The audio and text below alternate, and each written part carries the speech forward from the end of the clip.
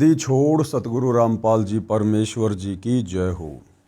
परम पिता परमात्मा सारी सृष्टि के रचनहार कुल मालिक असंख्य ब्रह्मांडों के स्वामी जगत गुरु तीनों लोकों में प्रवेश करके सबका धारण पोषण करने वाले राजाधिराज आत्माधार नाथों के नाथ देवों के देव महादेव सर्वेश्वर महेश्वर मृत्युंजय अजरो अमर आदि अनादि सनातनी प्रभु जगत पिता जगदीश्वर श्री श्री 1008 की उपाधि के वास्तविक अधिकारी अकाल मूरत सौद स्वरूपी राम वासुदेव सर्वगतम ब्रह्म परम पूज्य प्रथम पूज्य परम संत परम पुरुष परम धनी परम दयालु सत्य कबीर हक्का कबीर अल्लाहु कबीर अल्लाहु अकबर बाखबर अल्लाह ताला जगत के तारणहार जगत के मुक्तिदाता जगत के जगन्नाथ हारे के सहारे हिंदुओं के राम मुसलमानों के अल्लाह सिखों के वाहिगुरु ईसाइयों के मसीह दया के सागर दयानिधि करुणा के सागर करुणानिधि स्वयंभू परिभू संकट मोचन कष्ट हरण मंगल करण दुख भंजन अविगत कबीर निर्विकार निर्विषम परमात्मा अलय अलेख सतगुरु आदि अनादि सतगुरु असली मर्यादा पुरुषोत्तम असली राम असली कृष्ण असली घनश्याम असली मुरारी राजाओं के राजा महाराजाओं के महाराजा शहंशाहों के शहंशाह सम्राटों के सम्राट भगवानों के भगवान अल्लाहों के अल्लाह प्रभुओं के प्रभु मसीहाओं के मसीह सच्चे वाहिगुरु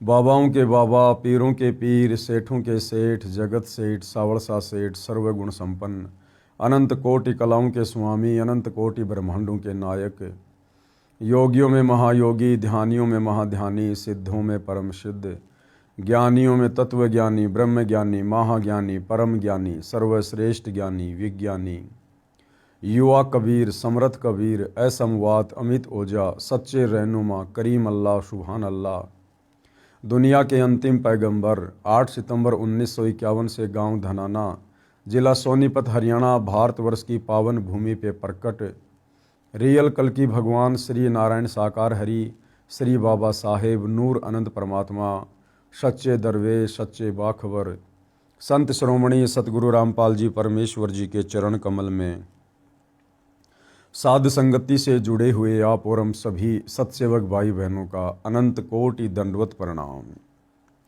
सत्साई भाई और बहनों, बहुत बड़ी दया बहुत बड़ी मेहर पूज्य गुरुदेव भगवान की परमेश्वर रामपाल जी की, जिनके शुभ आशीर्वाद से विशेष आशीर्वाद से और विशेषकर हिंदू समाज से जुड़े भाई बहनों को श्रद्धालुओं को परमात्मा चाहने वाली आत्माओं को परमात्मा की प्राप्ति के विषय में इस पवित्र पुस्तक हिंदू साहिबान नहीं समझे गीता वेद पुराण जो कि परम संत सतगुरु रामपाल जी के कर कमल से लिखित है, शास्त्र प्रमाणित है, अध्यात्म के विषय में भाई बहनों को बहुत कुछ जानने और समझने को मिल रहा है। और निश्चित तौर पर हमारी बुद्धि अध्यात्म के मामले में अज्ञान से सराबोर करके सदियों से हमारे धर्म गुरुओं के द्वारा घुटनों में ला दी गई थी और वही बुद्धि पुनः सतगुरु रामपाल जी के संपर्क में आने से, उनकी सत्य कथाएं सुनने से, सत्संग सुनने से, उनके विचार सुनने से जो कि शास्त्र प्रमाणित हैं, अब धीरे धीरे ऊपर को उठना शुरू हो रही है। तो भाई और बहनों, ये जो पवित्र पुस्तक है जो हिंदू समाज के लिए विशेषकर एक वरदान साबित हो रही है, संजीवनी बूटी की तरह साबित हो रही है, जो एक बार पुनः हिंदू समाज को जीवित करेगी, सतभक्ति के लिए प्रेरित करेगी। इस पुस्तक के माध्यम से पुनः सोया हुआ सनातन जागेगा, सनातनी परमात्मा प्रेमी लोग जागेंगे और अपने मूल घर अपने मूल ठिकाने सतलोक के विषय में जानेंगे। अर्थात एक बार फिर से सोया हुआ मानव समाज अपने निज घर अपने मूल ठिकाने सतलोक के विषय में जानेगा, समझेगा, उसको प्राप्त करने की चाहत अपने दिल में पैदा करेगा। जिस मूल ठिकाने के विषय में गीता अध्याय 18 श्लोक नंबर 62 में गीता का ज्ञान देने वाले काल ब्रह्म ने अर्जुन से कहा कि उस परमेश्वर की प्राप्ति के बाद, हे अर्जुन, जहाँ जाने के बाद ये जीव आत्मा कभी भी जन्म और मृत्यु में नहीं आती है, जहाँ जाने के बाद साधक लौटकर फिर वापस संसार में नहीं आता है, उस परम पद की खोज करनी चाहिए। तो वह परम पद सनातन परम धाम सतलोक, जहाँ से सतगुरु रामपाल जी स्वयं चलकर गति करके अपने नियम अनुसार आए हैं हमें जगाने के लिए। तो भाइयों और बहनों, ये पुस्तक हमें हर प्रकार से जागृत करेगी, सचेत करेगी, हमारी सोई हुई आत्मा को पुनः जीवित करेगी। तो अब हम इस पुस्तक में आगे बढ़ते हैं। आज इसी कड़ी में हमारा ये 18वें नंबर का वीडियो है और प्रत्येक वीडियो में गुरुदेव भगवान के आशीर्वाद से हमें बहुत कुछ सोचने समझने को मिल रहा है। पिछले वीडियोज़ में आप जी ने देखा कि किस प्रकार से शास्त्रों से प्रमाणित करके सतगुरु रामपाल जी ने वर्तमान भक्ति मार्ग में हमारे भ्रमित धर्म गुरुओं ने जिस प्रकार से पाखंड फैला रखा है उसका प्रमाणित पर्दाफाश किया है। और विशेषकर कुछ पाखंड जैसे श्राद्ध निकालना, पितृ पूजा करना, प्रेत पूजा करना, देवी देवताओं की पूजा करना, मूर्ति पूजा करना, शिवलिंग की पूजा करना, ये वर्तमान हिंदू समाज में विशेष तौर पर इस तरह की घटिया साधनाओं का प्रचलन है। वैसे तो पूरा विश्व ही इस प्रकार की मूर्ति पूजा कर रहा है, खाली हिंदू समाज ही नहीं बल्कि पूरा का पूरा मुस्लिम समाज भी शिवलिंग की पूजा करता है।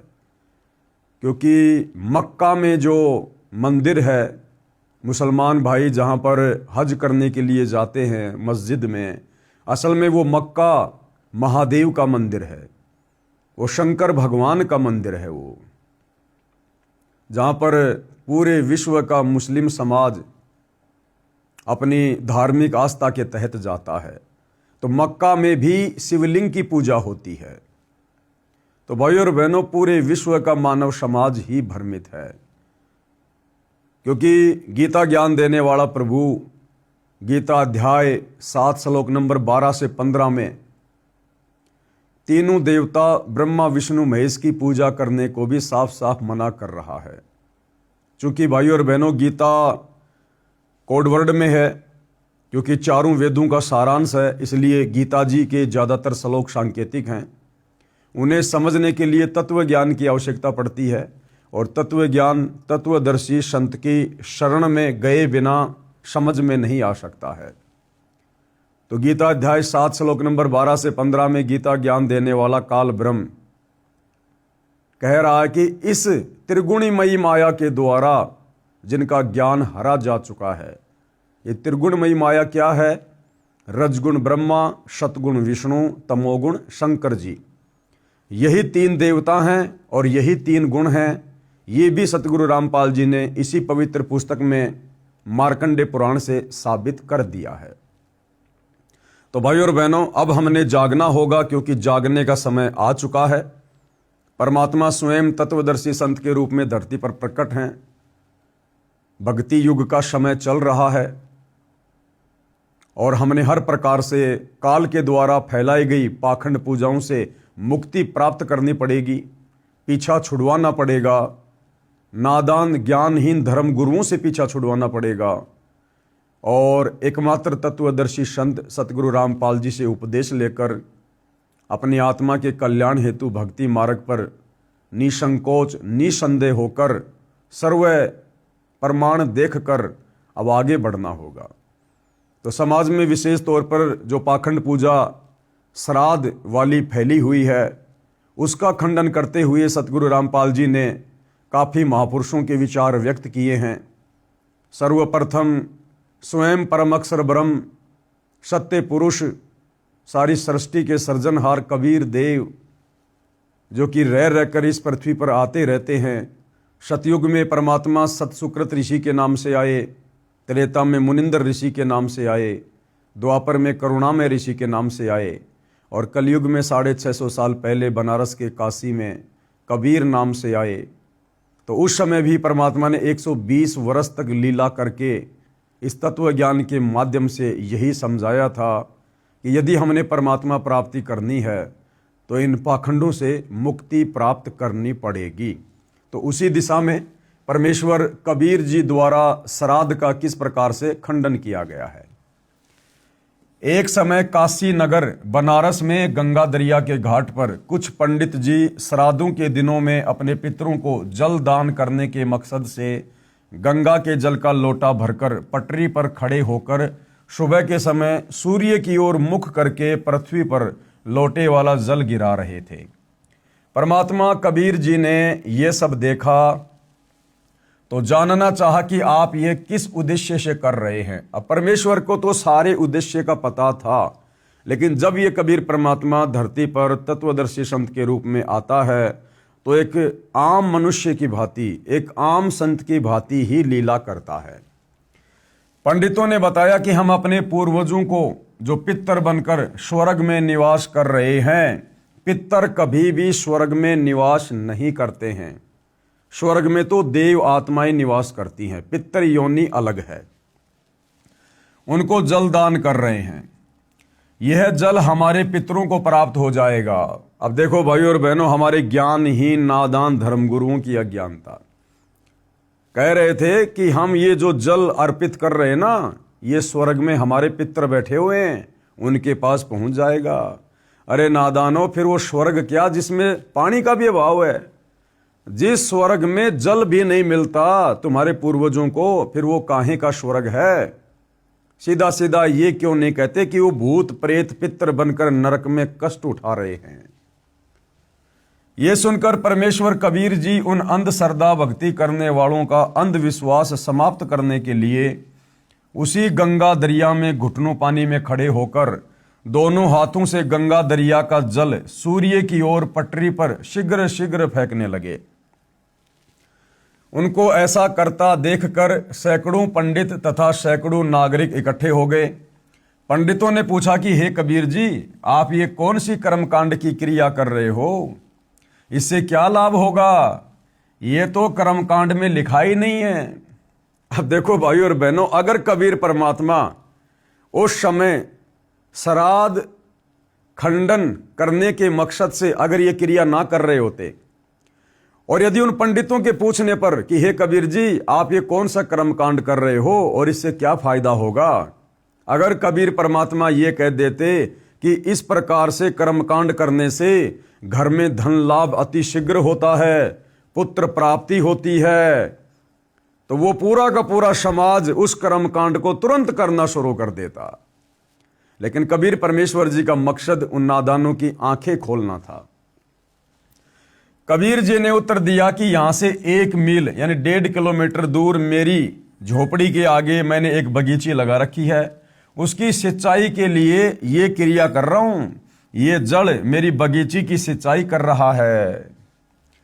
अब ये बात सुनकर सारे पंडित हंसने लगे और बोले कि ये कभी संभव नहीं हो सकता।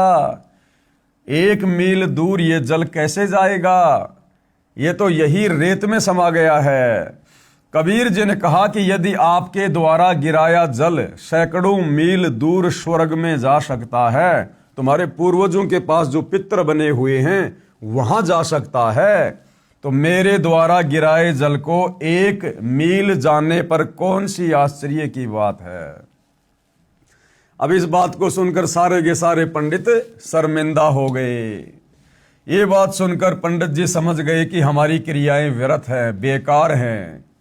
कबीर जी ने 1 घंटा बाहर पटरी पर खड़े होकर कर्मकांड यानी श्राद्ध व अन्य क्रियाओं पर सटीक तर्क दिया, यानी सत्संग किया परमात्मा ने, और कहा कि आप एक और तो कह रहे हो कि आपके पितर स्वर्ग में हैं, दूसरी ओर कह रहे हो उनको पीने का पानी नहीं मिल रहा, वे वहां प्यासे हैं, उनको सूर्य को अर्घ देकर जल पार्सल करते हो। यदि स्वर्ग में पीने के पानी का ही अभाव है तो उसे स्वर्ग नहीं कह सकते, वह तो रेगिस्तान होगा, रेगिस्तान। वास्तव में वे पितरगण यमराज के अधीन यमलोक रूपी कारागार अर्थात जेल में अपराधी बनाकर डाले जाते हैं। वहां पर जो निर्धारित आहार यानी भोजन है वह सबको दिया जाता है। जब पृथ्वी पर बनी कारागार यानी जेल में कोई भी कैदी खाने के बिना नहीं रहता, सबको खाना पानी मिलता है, तो यमलोक वाली जेल तो निरंजन काल राजा ने बनाई है, उसमें भी भोजन पानी का अभाव नहीं है। कुछ पितरगण पृथ्वी पर विचरण करने के लिए यमराज से आज्ञा लेकर पृथ्वी पर पैरोल पर आते हैं। यानी भाई और बहनों, सेम सिस्टम ऊपर के लोगों का भी वही है जो यहां के लोगों का है। यहां का जो सुप्रीम कोर्ट का जज है उसको समझ लो ऊपर के लोगों का धर्मराज। ऊपर के लोगों में जो यम के दूत हैं उनको समझ लो इस पृथ्वी पर ये पुलिस प्रशासन, और ऊपर जो नरक है उसको समझ लो इस पृथ्वी लोक की जेल। और जिस प्रकार यहां कैदी को पैरोल मिल जाती है, जमानत मिल जाती है, इसी प्रकार ऊपर के लोकों में वो जो पितरगण हैं, जो प्रेत बने हैं हमारे पूर्वज, उनको भी वहां पर आज्ञा से नीचे आने जाने की सूक्ष्म शरीर में परमिशन मिल जाती है, पैरोल मिल जाती है। सेम सिस्टम वही है। तो परमात्मा यह समझाना चाह रहे थे कि नालायकों, जिस प्रकार इस पृथ्वी लोक की जेल में चाहे कोई भी कैदी हो, कैसा भी कैदी हो, सरकार के द्वारा उसको खाना पीना अवश्य मिलता है, भोजन की व्यवस्था अवश्य की जाती है, तो ऊपर तो जो जेल है, जो नरक है, वो यमराज के द्वारा निर्धारित है, इस काल निरंजन के द्वारा बनाई गई जेल है। जो इस पृथ्वी लोक पर भक्ति नहीं करते हैं उनको उस जेल में डाला जाता है। तो क्या वहां पर खाने पीने की व्यवस्था नहीं होगी? यहां से तो उत्तम ही व्यवस्था होगी। लेकिन उसके बाद गुरुदेव हमें समझाना चाहते हैं, उसके बाद फिर ये श्राद्ध क्यों निकालते हैं? क्योंकि भाइयों और बहनों, बहुत सारे जो पितर होते हैं, जो प्रेत होते हैं, उनको उस ऊपर वाली जेल का वो सामान्य खाना अच्छा नहीं लगता। जैसे नीचे की जेल में बहुत सारे ऐसे होते हैं कैदी, वो अपना स्पेशल भोजन बनवाते हैं। जेल का सामान्य भोजन वो लोग नहीं खाते, स्पेशल भोजन बनवाते हैं या बाहर से मंगवाते हैं, जैसा भी होता है। तो ठीक इसी प्रकार कुछ एक जो पितर होते हैं वो वहां की सामान्य जेल का, नरक का खाना नहीं खाते, उनको अच्छा सा नहीं लगता है। तो वो क्या करते हैं, यमराज से पैरोल लेकर, जमानत लेकर, कुछ दिनों की मोहलत लेकर, क्योंकि वो सूक्ष्म शरीर में होते हैं, और सूक्ष्म शरीर से वो यहां पृथ्वी पर आ जाते हैं, और यहां वो किसी दूसरे के शरीर में प्रवेश करके अच्छे अच्छे भोजन का आनंद लेते हैं। तो क्या कह रहे हैं गुरुदेव? कुछ पितरगण पृथ्वी पर विचरण करने के लिए यमराज से आज्ञा लेकर पृथ्वी पर पैरोल पर आते हैं। वे जीभ के चटोरे होते हैं, उनको कारागार वाला सामान्य भोजन अच्छा नहीं लगता। वे भी मानव जीवन में इसी भ्रम में अंधभक्ति किया करते थे कि श्राद्धों में एक दिन के श्राद्ध कर्म से पितरगण 1 वर्ष के लिए तृप्त हो जाते हैं। उसी आधार से रुचि ऋषि के चारों पूर्वज पितरों ने पैरोल पर आकर काल प्रेरणा से रुचि ऋषि को भ्रमित करके और वेदों अनुसार शास्त्रोक्त साधना छुड़वाकर, विवाह कराकर श्राद्ध आदि शास्त्र विरुद्ध कर्मकांड के लिए प्रेरित किया। और ध्यान देने की बात है भाई और बहनों, जिन पितरों को, जिन प्रेतों को यमराज कुछ दिन की मोहलत दे देता है, नीचे आने की पैरोल दे देता है, जमानत दे देता है, इसमें भी उस काल का बहुत बड़ा स्वार्थ होता है। उन पितरों के माध्यम से नीचे हम प्राणियों को भटकाने के लिए, भक्ति मार्ग से भरमाने के लिए, उल्टी साधना शुरू करवाने के लिए, कर्मकांड शुरू करवाने के मकसद से उस भले ब्राह्मण को भी पितर बनाकर छोड़ा, यानी रुचि ऋषि को भी। पृथ्वी पर आकर पितर रूपी भूत किसी व्यक्ति, स्त्री या पुरुष में प्रवेश करके भोजन का आनंद लेते हैं, अन्य के शरीर में प्रवेश करके भोजन खाते हैं। भोजन की सूक्ष्म वासना से उनका सूक्ष्म शरीर तृप्त होता है। जिस प्रकार भाई और बहनों गुरुदेव ने बताया कि राधा स्वामी पंथ का जो प्रवर्तक था शिव दयाल, उसने भी सत्य साधना नहीं की, शास्त्रों के अनुसार भक्ति नहीं की, और मरने के बाद शिवदयाल सीधा वो भूत बना। और बाद में वो अपनी शिष्या बुक्की के अंदर आया करता था। उसकी शिष्या थी बुक्की, वो शिवदयाल भूत बनकर उस बुक्की के अंदर आया करता था और पहले की तरह चूरमा बनवा कर खाया करता था। उस पलंग के ऊपर बैठकर हुक्का पिया करता था, क्योंकि पहले शिवदयाल को चूरमा बहुत पसंद था और भोजन करने के बाद उस पलंग पर बैठकर हुक्का पिया करता था। उसके बाद शरीर छोड़ने के बाद जब वो भूत बन गया, मुक्ति नहीं हुई, अपनी शिष्या बुक्की के अंदर आकर चूरमा बनवा कर खाया करता था और उसी प्रकार से बुक्की के माध्यम से पलंग पर बैठकर हुक्का पिया करता था। लेकिन 1 वर्ष के लिए नहीं, यदि कोई पिता, दादा, दादी, माता आदि आदि किसी पशु के शरीर को प्राप्त हुए हैं तो उसको कैसे तृप्ति होगी? उसको 10-15 किलो चारा खाने को चाहिए। कोई श्राद्ध करने वाला गुरु पुरोहित भूखा प्यासा देखा है? आवश्यक नहीं है कि सबके माता पिता, दादा दादी आदि आदि पितर बने हों। कुछ के पशु पक्षी आदि अन्य योनियों को भी प्राप्त होते हैं, परंतु श्राद्ध सबके करवाए जाते हैं, यानी अंधश्रद्धा। इसे कहते हैं शास्त्र विधि त्याग कर मनमाना आचरण, यानी शास्त्र विरुद्ध भक्ति करना।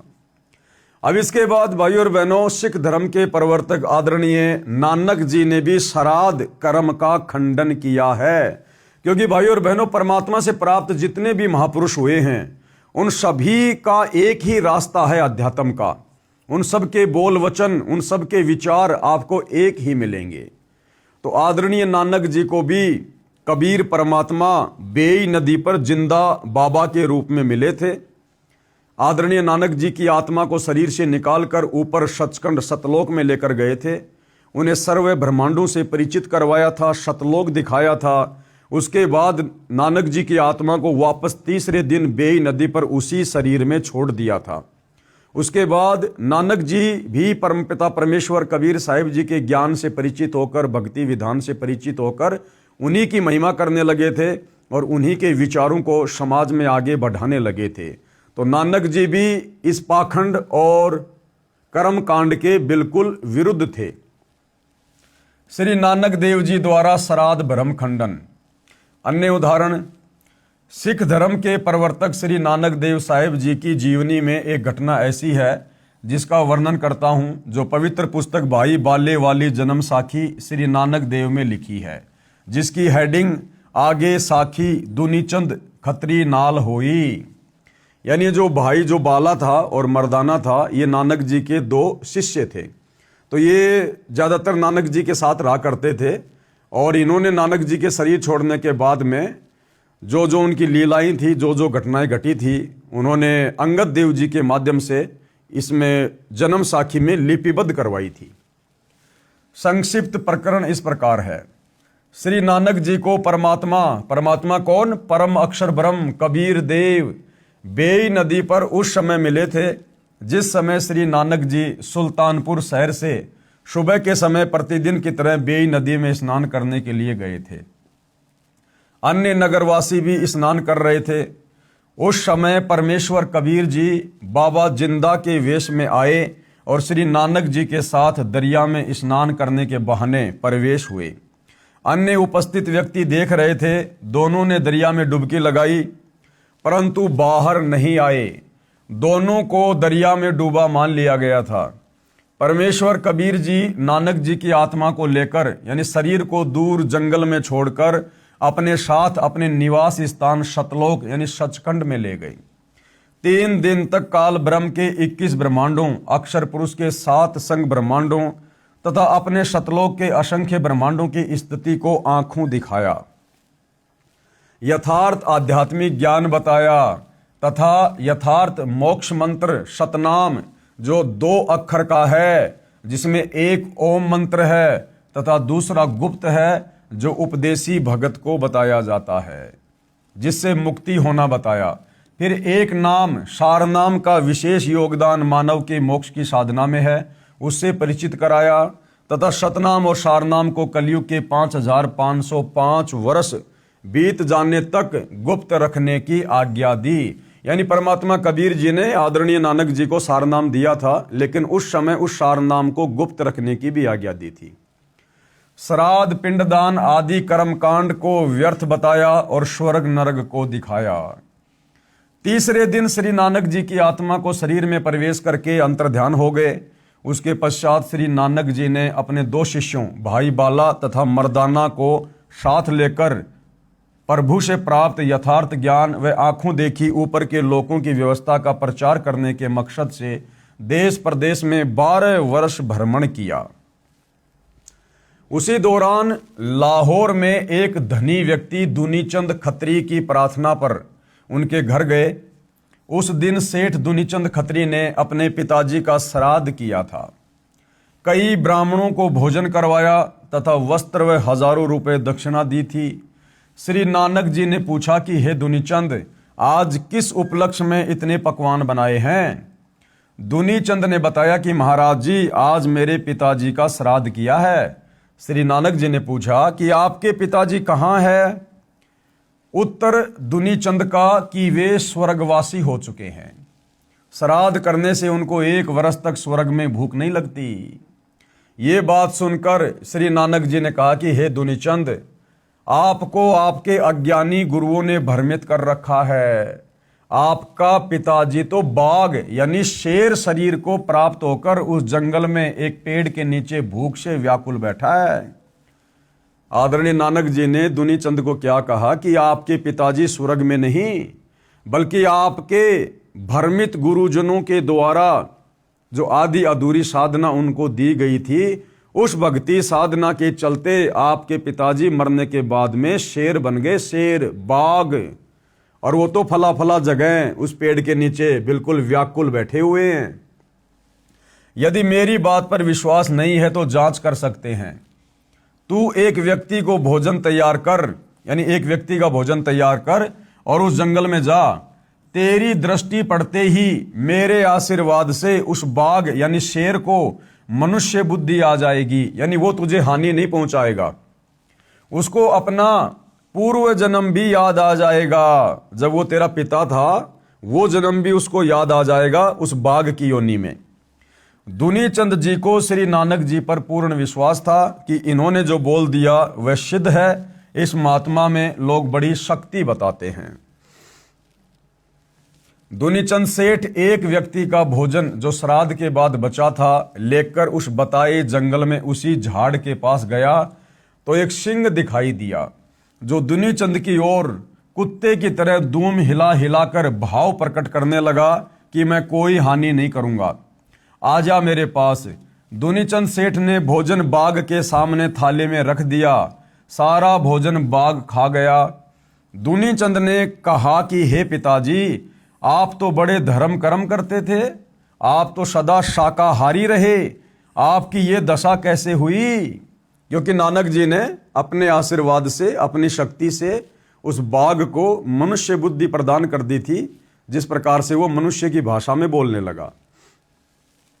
श्री नानक महाराज जी की शक्ति से सिंह ने कहा कि बेटा, जब मेरे प्राण निकल रहे थे उसी समय साथ वाले मकान में मांस पकाया जा रहा था। उसकी गंध मेरे तक आई और मेरे मन में मांस खाने की इच्छा हुई। उसी समय मेरे प्राण निकल गए, जिस कारण से मुझे शेर का शरीर मिला। अब देखो भाई और बहनों, बड़े विचार करने की बात है। अंत समय में भी ये काल हमारे साथ में इस प्रकार से धोखा करता है, जिस प्रकार सेठ दुनीचंद जी के पिताजी के साथ किया। सेठ दुनीचंद का पिता बड़ा धार्मिक था, धर्म कर्म किया करता था, भक्ति किया करता था, जैसी भी उन अज्ञानी धर्मगुरुओं ने उसको बता रखी थी। और टारगेट क्या था इस आत्मा का कि मैंने अपनी आत्मा का कल्याण करवाना है, मैंने स्वर्ग में जाना है। लेकिन अंत समय में तत्वदर्शी संत की शरण के अभाव में और संपूर्ण ज्ञान ना हो पाने के चलते आत्मा को किस प्रकार से यह काल भ्रमित करता है। पूरा जीवन शाकाहारी बिताने वाले सेठ दुनीचंद के पिताजी जब अंतिम समय में सैया पर लेटे हुए थे, उसी समय पड़ोस में किसी व्यक्ति ने मांस पकाया, यानी नॉनवेज बना रहा था। और उस मांस की जो महक थी, जो गंध थी, वो सेठ दुनीचंद जी के पिताजी के नाकों में आई और उस महक को सूंघ कर काल प्रेरणा से सेठ दुनीचंद के पिताजी ने सोचा कि वाह क्या महक है। बस इतना ही सोचा और उसी समय उनके प्राण निकल गए। और परमात्मा जी का फिर अटल विधान है कि अंत समय में शरीर छोड़ते समय इस प्राणी की आस्था, इसकी मोह ममता, इसकी चाहत जिस भी वस्तु में रह जाएगी, पोते में, पोती में, धन में, संपत्ति में, खेत में, किसी पशु में या खाने पीने में, ये प्राणी उस विधान अनुसार वही जन्म लेगा, उसी प्रकार की योनि को जन्म प्राप्त करेगा। तो अंत समय में वो मांस की महक दुनीचंद के पिताजी के नाक में पड़ी और मांस खाने की इच्छा जागृत हुई। उसी समय उनके प्राण निकल गए और वो इच्छा उनके अंदर रह गई सूक्ष्म शरीर में। काल ने अगला जन्म उसको बाघ का दे दिया, शेर का, कि ले बेटा, अंत समय में तेरी मांस खाने की इच्छा थी ना, अब तू कच्चा मांस खा, कच्चा मांस, जब तक इस बाघ के शरीर में रहेगा। इसलिए भाई और बहनों, हम भक्तों को भी यहाँ बहुत बड़ी शिक्षा मिलती है कि हमने सदैव अपने विचारों को, अपनी सोच को, अपनी भावनाओं को, अपनी जिज्ञासाओं को सतगुरु रामपाल जी भगवान की भक्ति के इर्द गिर्द ही रखना चाहिए। हमने सांसारिक लोगों से ज्यादा उठना बैठना, बातचीत करना, व्यवहार करना बिल्कुल बंद कर देना चाहिए। यदि कोई विशेष कार्य है तो अपने कार्य तक हम सीमित रहें, उसके बाद तुरंत वहां से उठकर फालतू की बातें ना करके, इधर उधर की निंदा चुगली वाली बातें ना सुन के, ना करके हम वापस अपने कार्य पर लगे या फिर परमेश्वर की भक्ति में लगे, परमेश्वर के सुमरण में, चिंतन मनन में या सत्संग सुनने में अपना समय बिताएं। ये हम भक्तों की दैनिक क्रिया होनी चाहिए। ना जाने कब ये शरीर छूट जाए, कब ये प्राण निकल जाए, और ना जाने कौन सी वो गलत क्रिया हम उस समय वो कर रहे हों, और उस गलत क्रिया के चलते, उस गलत सोच के चलते ये काल बलि अपने विधान अनुसार फिर हमें उन्हीं योनियों में जन्म देगा। और फिर परमात्मा भी जबरदस्ती नहीं करता, क्योंकि परमात्मा ने हमें समझा दिया, सत्संगों के माध्यम से अनेकों बार सावधान कर दिया कि भाई साधो सेती मस्करी चोरा नाल खुशाल, मल अखाड़ा जीतेंगे युगन युगन के माल। दुनिया से ती दोस्ती पड़े भजन में भंग, भाई एका एकी राम से या साधु के संग। तो विशेषकर हम सभी सतगुरु रामपाल जी के फॉलोअर ने अपने पूज्य गुरुदेव जी के दिशा निर्देशन में भक्ति के आसपास ही रहना है। व्यर्थ के लोगों से हमने किसी प्रकार का कोई अनावश्यक संबंध नहीं साधना है। व्यर्थ के लोग वो हैं जो तत्वदर्शी संत से उपदेश लेकर सत भक्ति नहीं करते हैं, या तत्वदर्शी संत से उपदेश लेकर भी जो अपनी उन पुरानी घटिया आदतों को नहीं छोड़ते हैं, उसी प्रकार का सांसारिक जीवन ज्यादा जीते हैं, वो लोग भी हमारे लिए भगत होने के बावजूद व्यर्थ के लोगों की श्रेणी में आते हैं। इसलिए भाई और बहनों, आप और हमने भी बहुत सावधानी रखनी चाहिए। तो सेठ दुनीचंद जी के पिताजी ने कहा कि बेटा, अंत समय में वो मांस की महक मेरे नाक में आई तो मेरे मन में मांस खाने की इच्छा जागृत हुई। उसी समय मेरे प्राण निकल गए, जिस कारण से मुझे शेर का शरीर मिला। बेटा दुनीचंद, आप किसी पूर्ण संत से दीक्षा लेकर अपने जीव का कल्याण करा लेना। अब दुनीचंद को पता चल गया कि भैया फिर नानक जी से बड़ा पूर्ण संत कौन हो सकता है वर्तमान में, जिन्होंने अपने आशीर्वाद से शेर को मनुष्य भाषा में बुलवा दिया, मनुष्य बुद्धि प्रदान कर दी। मानव जीवन बड़ी कठिनता से मिलता है, ये कहकर शेर जंगल की ओर गहरा चला गया। दुनीचंद ने उन अज्ञानी धर्मगुरुओं को धिक्कारा जो सबको भ्रमित कर रहे थे, जिन्होंने दुनीचंद के पिताजी की भी दुर्गति करवा दी अंत में। अब विश्वास हुआ कि श्राद्ध करने से कोई लाभ मृतक को नहीं मिलता। अब दुनीचंद ने तो अपनी आंखों से देख लिया कि धर्मगुरु तो कह रहे थे कि तुम्हारे पिताजी स्वर्ग में हैं, उनको भोजन चाहिए, और नानक जी ने दिखा दिया कि तेरा पिता तो पशु योनि में, जानवर योनि में शेर बनकर भाई कष्ट उठा रहा है। तो दुनीचंद जी को पक्का यकीन हो गया कि ये श्राद्ध है, ये पाखंड है, ये पाखंड पूजा है, ये भ्रमित साधना है। घर आकर श्री नानक जी के चरणों में गिरकर अपने कल्याण के लिए यथार्थ भक्ति का ज्ञान तथा मंत्र लेकर आजीवन सुमरण किया तथा सर्व अंधविश्वास वाली साधना त्याग दी जो शास्त्रों के विरुद्ध कर रहा था और मानव जीवन सफल किया। अन्य उदाहरण बता रहे हैं परमात्मा पाखंड पूजा के विषय में, भ्रमित साधना के विषय में, जो श्राद्ध है उसके खंडन के विषय में संत गरीबदास जी द्वारा श्राद्ध भ्रम खंडन। आदरणीय गरीबदास जी, वैसे तो भाई और बहनों जब हम भक्ति मार्ग में आगे बढ़ेंगे तो हमें पता चलेगा कि नानक जी का रोल भी स्वयं कबीर परमात्मा ने ही किया था। आदरणीय गरीबदास जी का रोल भी स्वयं कबीर परमात्मा ने ही किया था, क्योंकि इनके अलावा ये तत्व ज्ञान, इस प्रकार के चमत्कार इस पृथ्वी पर कोई अन्य साधु संत महात्मा नहीं कर सकता। परंतु यहाँ पर आम व्यक्तियों को जो अभी भक्ति के नजदीक नहीं है उनको समझाने की दृष्टि से परमात्मा ने इन आत्माओं को अपने से अलग करके दर्शाया है। तो आदरणीय गरीबदास जी जो गांव छुड़ानी जिला झज्जर हरियाणा से थे, इनको भी कबीर परमात्मा इसी प्रकार से मिले थे जैसे नानक जी को मिले थे, और आदरणीय गरीबदास जी की आत्मा को भी सतलोक लेकर गए थे। उन्हें भी सारे ब्रह्मांड दिखाए, सारे देवी देवताओं की स्तुति से, शक्ति से परिचित करवाया, सतलोक दिखाया और वापस उन्हें पृथ्वी पर छोड़ा था। उसके बाद आदरणीय गरीबदास जी ने भी कबीर परमेश्वर जी के पद चिन्हों पर चलते हुए उसी तत्व ज्ञान का प्रचार प्रसार किया और हमारे नादान धर्म गुरुओं के द्वारा जो अंधविश्वास, जो पाखंड पूजा समाज में फैलाई जा रही है उसका विरोध किया। संत गरीबदास जी महाराज गांव छुड़ानी जिला झज्जर प्रांत हरियाणा को श्री नानक जी की तरह 10 वर्ष की आयु में सन 1727 विक्रमी संवत 1784 में नला नाम के खेत यानी जंगल में जिंदा बाबा के वेश में परम अक्षर ब्रह्म यानी कबीर जी मिले थे। उस समय छुड़ानी गांव के 10-12 व्यक्तियों ने बाबा जिंदा को देखा, बातें की, अन्य व्यक्ति अपने अपने कार्य में लग गए। बालक गरीबदास जी की आत्मा को निकालकर परमात्मा सतलोक ले गए। ऊपर के सब लोकों का अवलोकन करवाकर सर्व यथार्थ आध्यात्मिक ज्ञान बताकर लगभग 8-9 घंटे बाद वापस शरीर में प्रविष्ट कर दिया।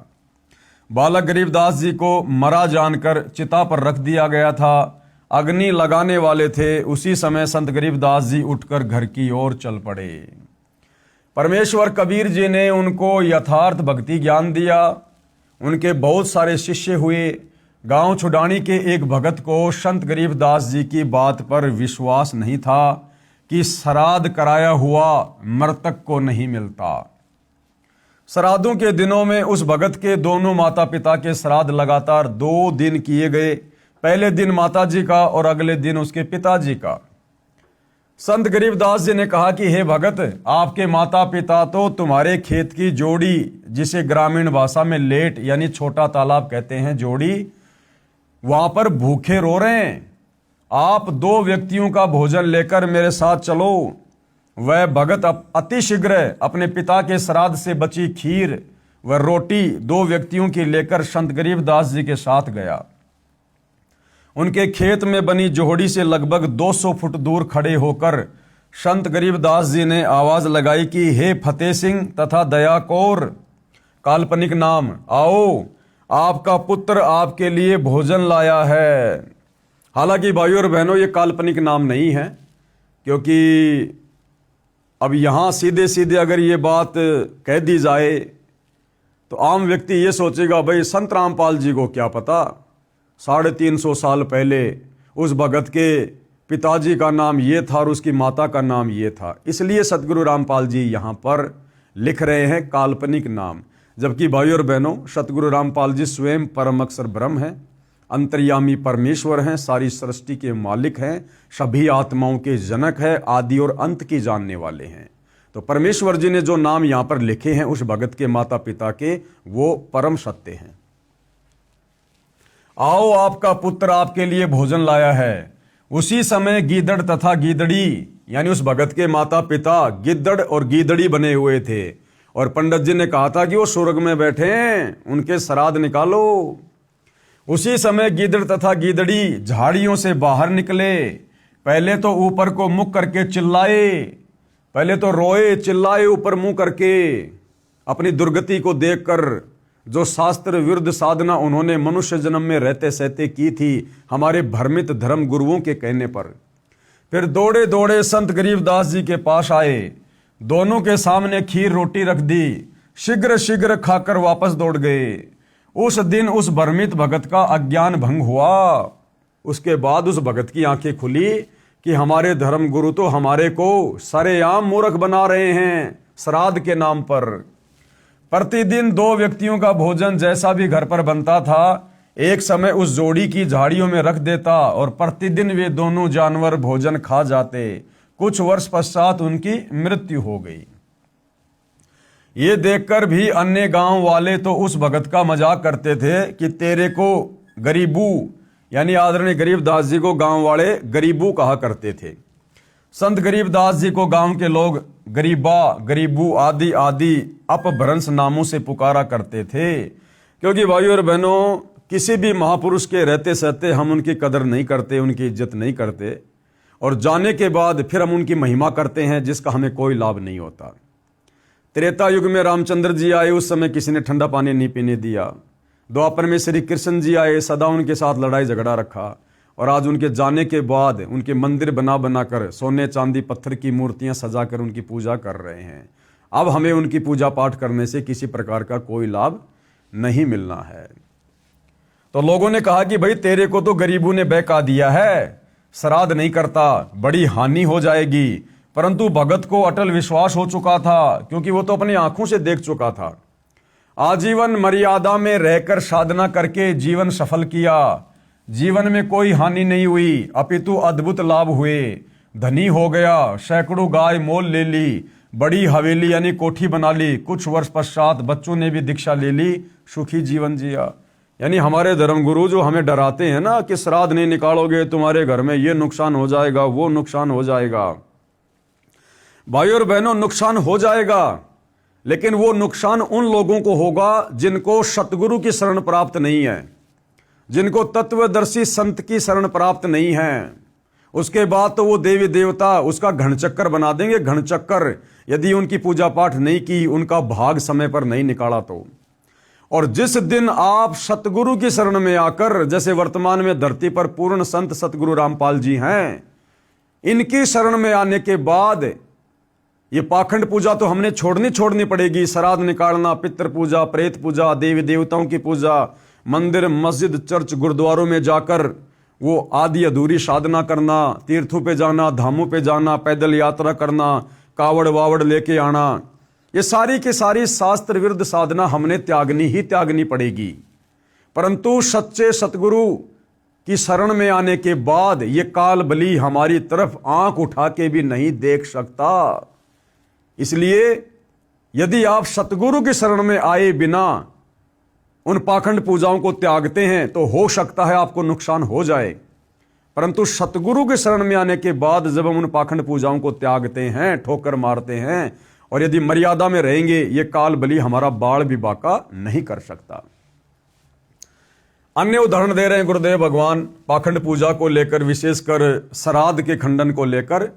लेखक यानी संत रामपाल जी द्वारा श्राद्ध भ्रम खंडन सत्य कथा। अब गुरुदेव भगवान अपनी जुबानी सत्य कथा बता रहे हैं कि किस प्रकार से हमारे नादान धर्मगुरुओं ने श्राद्ध के नाम पर समाज को भ्रमित किया हुआ है। मेरे पूज्य गुरुदेव स्वामी राम देवानंद जी बड़ा पैतावास, तहसील चरखी दादरी, जिला भिवानी, प्रांत हरियाणा के निवासी थे। अब यहां पर भाइयों और बहनों एक शब्द इस्तेमाल किया है सतगुरु रामपाल जी ने कि मेरे पूज्य गुरुदेव स्वामी राम देवानंद जी। अभी भाइयों और बहनों, आप परमेश्वर जी की शरण से दूर हैं, आपने अभी उनके सत्संग सुनने शुरू नहीं किए हैं, इसलिए ये बात अभी आपको समझ में नहीं आएगी। जब आप उनसे उपदेश लेकर धीरे धीरे भक्ति मार्ग में आगे बढ़ेंगे तो आप जी को पता चलेगा कि सतगुरु रामपाल जी तो स्वयं जगत गुरु हैं। जगत गुरु यानी सारे संसार के गुरु, सारी सृष्टि के गुरु हैं, सबको ज्ञान देने वाले हैं। फिर भला इन्हें गुरु बनाने की क्या आवश्यकता। लेकिन इस लोक के विधान अनुसार गुरु शिष्य परंपरा को बनाए रखने के लिए जब जब ये कबीर परमात्मा परम अक्षर ब्रह्म सतलोक से चलकर संत रूप में धरती पर प्रकट होता है, तो यहाँ के नियम अनुसार इन्होंने एक अच्छी आत्मा को अपने गुरु के रूप में, सांसारिक दिखावे के रूप में इन्होंने धारण करना पड़ता है, ताकि गुरु शिष्य परंपरा बनी रहे और यहाँ की मर्यादा भी बनी रहे। अन्यथा सतगुरु रामपाल जी तो स्वयं जगत गुरु हैं, गुरुओं के गुरु हैं, संत शिरोमणि हैं, इन्हें गुरु बनाने की आवश्यकता नहीं है। और जो व्यक्ति किसी को गुरु बनाकर फिर उससे ज्ञान ग्रहण करके आगे ज्ञान देता है, फिर हम उसको जगत गुरु की उपाधि नहीं दे सकते। इसलिए इस गूढ़ रहस्य को आप जी उस समय समझेंगे जब आप सतगुरु से शरण लेकर धीरे धीरे उनके सत्संग सुनेंगे। जो लगभग 16 वर्ष की आयु में पूर्ण परमात्मा की प्राप्ति के लिए अचानक घर त्याग कर निकल गए थे। कौन? सतगुरु रामपाल जी के मुंह बोले गुरुदेव। प्रतिदिन पहनने वाले वस्त्रों को अपने ही खेतों के निकट घने जंगल में किसी मरे हुए पशु की अस्थियों के पास डाल गए।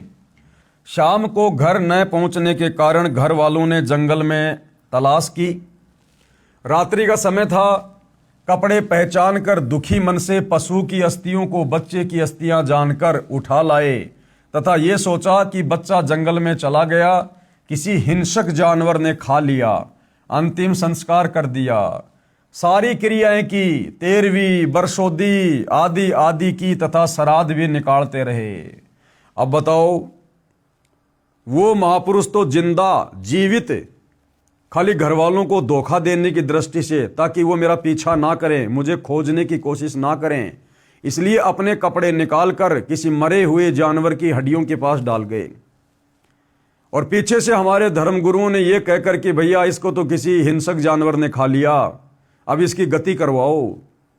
और उसकी 12वीं 13वीं गंगा जी में अस्थियां डालना, उसके बाद उसकी बरसोदी करना, फिर श्राद्ध निकलवाने शुरू कर दिए उस जीवित महापुरुष के। इसको कहते हैं अंधश्रद्धा भक्ति खतरा ए जान, पाखंड पूजा भ्रमित पूजा मनमाना आचरण। लगभग 104 वर्ष की आयु प्राप्त होने के उपरांत स्वामी जी अचानक अपने गांव बड़ा पैतावास, जिला भिवानी, तहसील चरखी दादरी, हरियाणा में पहुंच गए। यानी काफी लंबे समय के बाद, लगभग 90 साल के बाद आदरणीय रामदेवानंद जी वापस अपने गांव में गए। स्वामी जी का बचपन का नाम श्री हरिद्वारी जी था तथा पवित्र ब्राह्मण कुल में जन्म था। मुझदास को पता चला, यानी सतगुरु रामपाल जी कह रहे कि जब मुझे इस बात का पता चला तो मैं भी अपने गुरुजी के दर्शनों के लिए उस गांव में पहुंच गया। स्वामी जी की भाभी जी जो लगभग 92 वर्ष की आयु की थी, मैंने उस बुढ़िया से पूछा कि हमारे गुरुजी के घर छोड़ जाने के उपरांत क्या महसूस किया। उस बुढ़िया ने बताया कि मेरा विवाह हुआ, तब मुझे बताया गया कि इनका एक भाई हरिद्वारी था जो किसी हिंसक जानवर ने जंगल में खा लिया था, उसके श्राद्ध निकाले जा रहे हैं, मुझे भी इनके श्राद्ध निकालने को कहा गया। बुढ़िया ने बताया कि 70 श्राद्ध तो मैं अपने हाथों निकाल चुकी हूं। यानी 70 साल से तो वो बुढ़िया उस जीवित महापुरुष के श्राद्ध निकाल रही थी, हमारे ज्ञानहीन धर्म गुरुओं के कहने पर। और जब कभी फसल अच्छी नहीं होती या कोई घर का सदस्य बीमार हो जाता तो अपने पुरोहित यानी गुरुजी से कारण पूछते तो वह कहा करता कि हरिद्वारी वो पितर बना हुआ है, वो तुम्हें दुखी कर रहा है। श्राद्धों के निकालने में कोई अशुद्धि रही है, यानी तुमने श्राद्ध ढंग से नहीं निकाले, तुम्हारा हरिद्वारी जो पितर बन गया ना मरने के बाद, वो दुखी कर रहा है, वो नुकसान कर रहा है। जबकि हरिद्वारी जी अर्थात आदरणीय रामदेवानंद जी तो लोगों को उपदेश देकर उनका उद्धार कर रहे थे, लेकिन हमारे भ्रमित धर्मगुरु पंडित जन ब्राह्मण क्या कहते थे कि वो नुकसान कर रहा है। अब की बार सारी क्रिया मैं स्वयं अपने हाथों से करूंगा। कौन बोला? वो गुरुजी। पहले मुझे समय नहीं मिला था क्योंकि एक ही दिन में कई कई जगह श्राद्ध क्रियाएं करने जाना पड़ा, इसलिए बच्चों को भेजा था। तब तक गुरु भेंट चढ़ाओ ताकि उसे शांत किया जाए, यानी कुछ दान दक्षिणा चढ़ाओ। तब उसे 21 या 51 रुपए जो भी कहता था, डरते भेंट करते थे।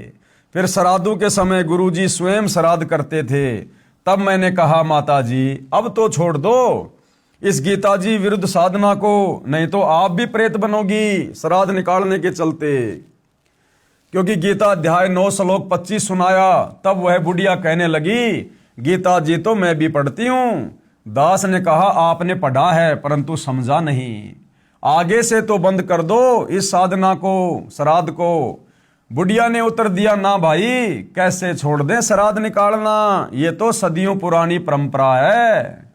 बताओ, आंखों देखने के बाद कि तेरा देवर हरद्वारी जिंदा है, जिसको मरा हुआ जानकर इन ज्ञानहीन भ्रमित धर्म गुरुओं के कहने पर वो 70 श्राद्ध निकाल चुकी थी। और जब गुरुदेव ने उसको बताया, समझाया, गीता जी का हवाला दिया अध्याय 9 श्लोक नंबर 25 का, कि श्राद्ध निकालने वाले भूत बनेंगे, देवताओं को पूजने वाले देवताओं के पास जाएंगे, पितरों को पूजने वाले पितरों के पास जाएंगे। उसके बाद बुढ़िया कहती भाई गीता जी तो मैं भी पढ़ती हूं, लिखा तो यही है। तो गुरुदेव ने कहा कि बुढ़िया अब तो छोड़ दे श्राद्ध निकालना, आदमी तेरे सामने जीवित है। तो बुढ़िया करी ना भाई, इब के या लाग छुट्टे से, ये तो पुरानी परंपरा है, पुरानी परंपरा, ये तो निकालने ही पड़ेंगे। तो बताओ भाई और बहनों, फिर और क्या तरीका अपना जाए ऐसे नादानों को समझाने का।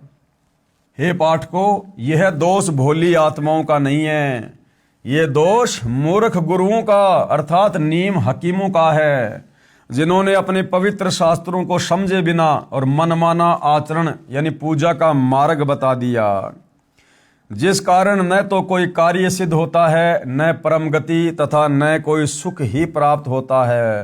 प्रमाण कहाँ है? गीता अध्याय 16 श्लोक नंबर 23 और 24 कि अर्जुन, शास्त्र विधि को त्याग कर जो मनमाना आचरण करते हैं, मनमानी भक्ति साधना करते हैं, जैसे श्राद्ध निकालना, मंदिर मस्जिद चर्च गुरुद्वारों में जाकर पूजा पाठ करना, प्रेत पूजा करना, पितृ पूजा करना, कावड़ लेके आना, तीर्थों पे जाना, धामों पे जाना, पैदल यात्रा करना, देवी देवताओं की पूजा करना, ब्रह्मा विष्णु महेश की पूजा करना, ये सब मनमाना आचरण है। पवित्र चारों वेद और गीता जी में इस प्रकार की साधना को मनमाना आचरण कहा है, जिससे किसी भी प्रकार का कोई भी आध्यात्मिक लाभ साधक को नहीं होता है।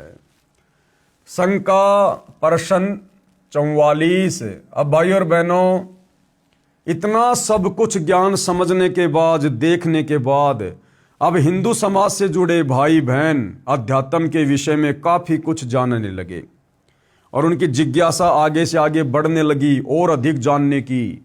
जो शंकाएं उनके मन में उठती थी उनका समाधान करवाने की। तो इसी दिशा में फिर हिंदू श्रद्धालु ने सतगुरु रामपाल जी से क्या प्रश्न किया? यदि किसी के माता पिता भूखे हों, वे दिखाई देकर कहें तो वह पुत्र नहीं जो उनकी इच्छा पूरी ना करे। फिर भी मन में बहुत सारी शंकाएं, और क्या सवाल किया कि महाराज जी, अगर किसी के माता पिताजी मरने के बाद में भूखे हों और अगर अपने बेटा बेटी को दिखाई दे सौपन में या वैसे, तो वो बेटा बेटी क्या हुआ जो अपने माता पिता की भूख को शांत ना करे, अर्थात श्राद्ध ना निकाले। उत्तर शंका समाधान। तो गुरुदेव ने क्या उत्तर दिया? यदि किसी का बच्चा कुएं में गिरा हो, वह तो चिल्लाएगा ही कि मुझे बचा लो, पिताजी आ जाओ मैं मर रहा हूं। वह पिता मूर्ख होगा जो भावुक होकर कुएं में छलांग लगाकर बच्चे को बचाने की कोशिश करेगा, स्वयं भी डूबकर मर जाएगा और बच्चे को भी नहीं बचा पाएगा। अब क्या तरीका है? उसको चाहिए कि लंबी रस्सी का प्रबंध करे, फिर उस कुएं में छोड़े, बच्चा उसे पकड़ ले, फिर बाहर खींचकर बच्चे को कुएं से निकाले। ठीक इसी प्रकार सतगुरु रामपाल जी हमें समझाना चाह रहे हैं, अगर किसी के माता पिता किसी को इस प्रकार से दिखाई भी देते हैं या किसी ने श्राद्ध भी निकालने हैं, तो सतगुरु रामपाल जी भगवान कह रहे हैं, भैया गीता अध्याय 16 श्लोक नंबर 23 के अनुसार मनमाना आचरण मत करो, नहीं तो मरने के बाद फिर तुम्हारे वंशज श्राद्ध निकालते रह जाएंगे और तुम भी इसी प्रकार से प्रेत पितृ भूत योनियों को प्राप्त करोगे, तुम भी भूखे मरोगे। उसका तरीका है अपने उन पूर्वजों की आत्माओं को शांत करने का भी और स्वयं भी अपने बचाव करने का तरीका है। वो तरीका क्या है? तत्वदर्शी संत से उपदेश लेकर शास्त्र अनुकूल भक्ति करो, उससे तुम्हारे पूर्वज जो भूत प्रेत पितर बने हुए हैं या अन्य किसी पशु पक्षी योनि में कष्ट भोग रहे हैं, उनको भी मनुष्य जन्म मिलेगा, उस कष्ट से छुटकारा मिलेगा और तुम्हें भी सत भक्ति मिलने के चलते एक मुक्ति का रास्ता मिलेगा, मुक्ति का मार्ग मिलेगा। श्राद्ध निकालना कोई समाधान नहीं है, ये तो उल्टा कुएं में गिरना है। इसी प्रकार पूर्वज तो शास्त्र विधि त्याग कर मनमाना आचरण पूजा करके पितर बन चुके हैं, संतान को भी पितर बनाने के लिए पुकार रहे हैं, जिस प्रकार रुचि ऋषि के पूर्वजों ने उसको पुकारा। तत्व ज्ञान को समझकर अपना कल्याण करवाएं तथा मुझ दास रामपाल दास के पास परमेश्वर कबीर बंदी छोड़ जी की प्रदान की हुई वह विधि है, जो साधक यानी भगत को तो कल्याण करेगी, उसके पितरों की भी यानी पितर योनि छूटकर मानव जन्म प्राप्त होगा तथा भक्ति युग में जन्म होकर सत्य भक्ति करके 1 या 2 जन्म में पूर्ण मोक्ष प्राप्त करेंगे। ये तरीका है अपने उन पूर्वजों की आत्माओं को तृप्त करने का, उनकी उन पशु योनियों पितर योनियों से उनको छुटकारा दिलाने का।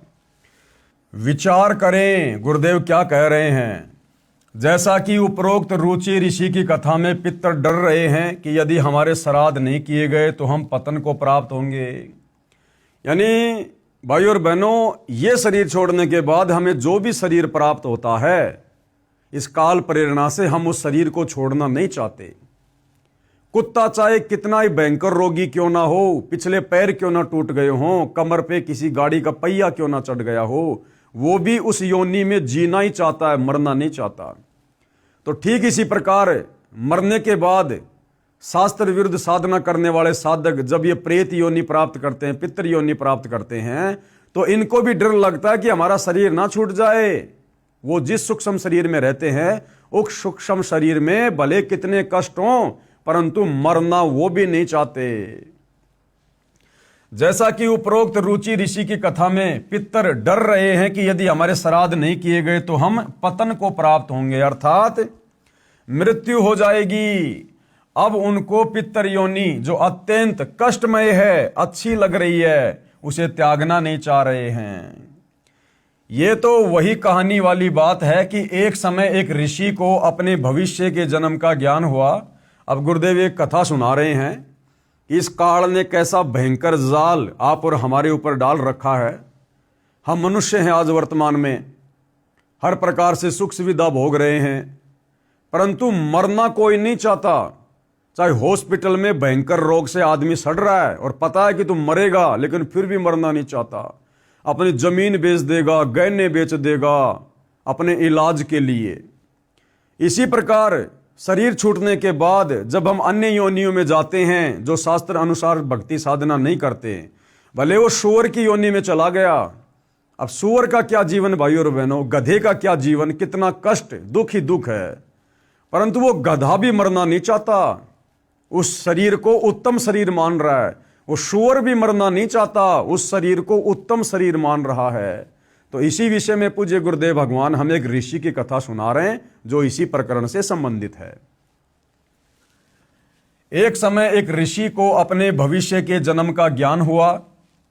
उसने अपने बेटों को बताया कि मेरा अगला जन्म फला फला व्यक्ति के घर पर एक सूअरी से होगा और मैं सूअर का जन्म पाऊंगा।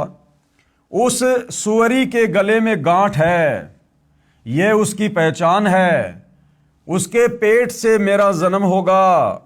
मेरी पहचान ये होगी कि मेरे सिर पर गांठ होगी जो दूर से दिखाई देगी। मेरे बच्चों, उस व्यक्ति से मुझे मोल ले लेना तथा मुझे मार देना और मेरी गति कर देना।